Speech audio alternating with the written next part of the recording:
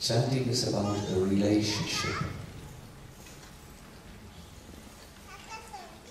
In the beginning, it's about a broken relationship.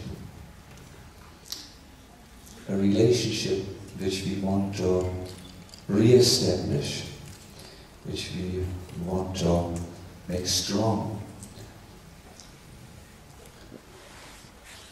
How can we relate to Krishna?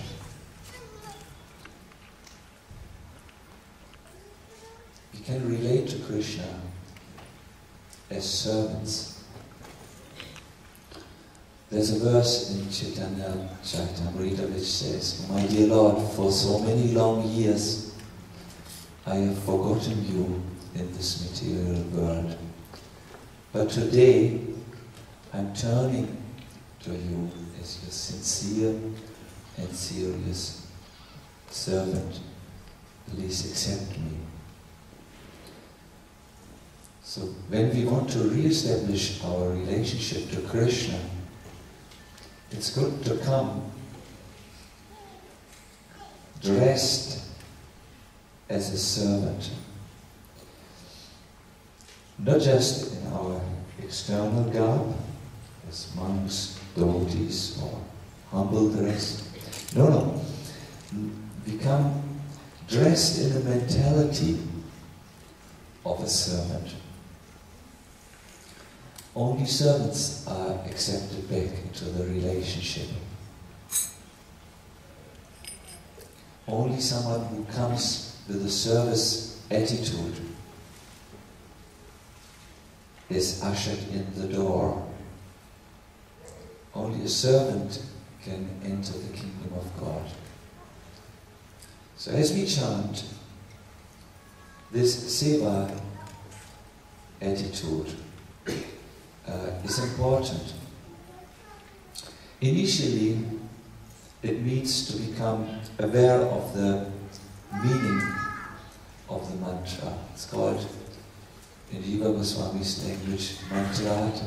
It is, you become aware of the artha, the meaning of the mantra.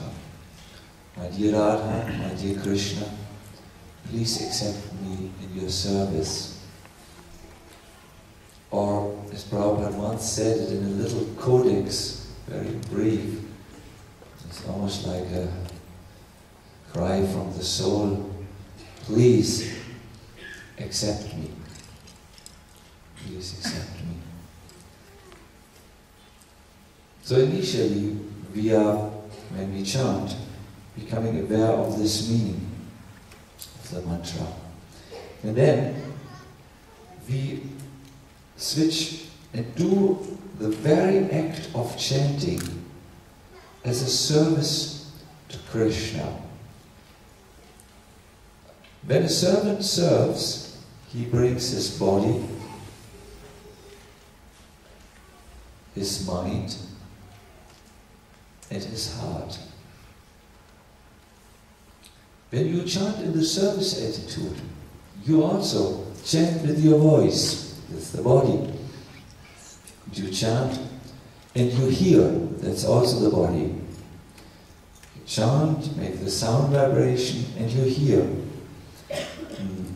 You bring your mind. That is, you focus. You concentrate. Whenever your mind goes back, wanders around, you take it back to the sound vibration. And you bring also your heart. Your heart is the place where devotional emotions and feelings reside. Or if they don't reside there, they can be generated if you connect in your heart to Krishna. Then you might feel something like gratitude. And in this way, you can use body, mind and heart in the service of chanting.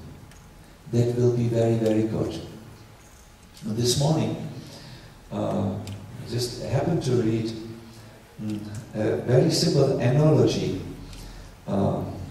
Once there was a man, says Prabhupada, who was walking through the forest, and he came upon a wire which was lying there. He took the wire. The next thing he came to a stick, took the stick. And then he came to a squash or pumpkin, and he took the shell of the pumpkin, he put the stick into the pumpkin and fixed the wire in such a way that he made, Prabhupada said, ting, ting, ting, ting, ging, ging, ging, and the sitar was born. By combining seemingly useless things, a wire, a stick, and the shell of a pumpkin, a very useful instrument was born. So Prabhupada said intelligence means to combine body, mind, and intelligence, he says that, in the service of Krishna. And something wonderful is born. The wire doesn't make ting-ting, the pumpkin doesn't make ting-ting, the stick doesn't make ting-ting, but in the combination, music is generated.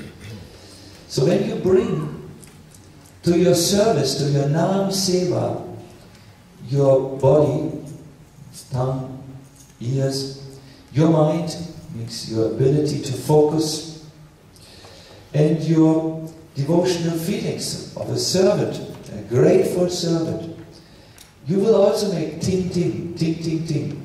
You will make a nice sound which will be very strong. So please, sing in the seva attitude, the service mentality, and do Nam Seva, and you will hear the melody of the soul very, very quickly.